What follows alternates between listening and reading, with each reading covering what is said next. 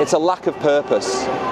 So if you look at people who are, I'd say, spiritual, you know, they have a belief in a higher power, they have a belief in God, or whatever you want to call it, the universe or whatever, and they believe that their lives are a vehicle for something much greater.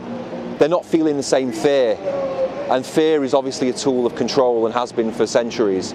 So they're not afraid.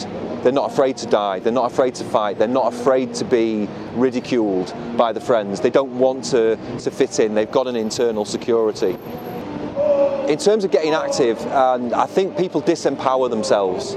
I think that they think that their efforts won't have an effect, that it won't do something. What's the point? Oh, why, if I do that, that's not really going to change anything anyway. They're too big, they're too powerful. But in reality, everything you do has a butterfly effect. Every small action that you do ripples out into the world, and you've no idea the impacts that you've had. When I did that long march, you know, I may have impacted one person. I did actually meet a guy along the way in a churchyard, and we were chatting, and he felt stuck for several months in his life, and we talked for a couple of hours, and we really had this deep conversation, and he felt, oh, I know what I have to do now. I don't know what he's gone and done. I have no idea what he's gone and done.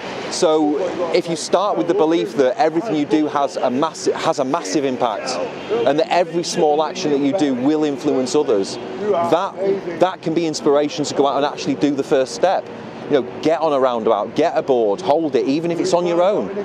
Because there might be one guy who's driving past who's felt all alone. And as he's felt alone, you've reassured him, actually there are people out there. He might get out there and then become like a crux of the movement. You don't know that. So always sort of act as if it's having a big impact.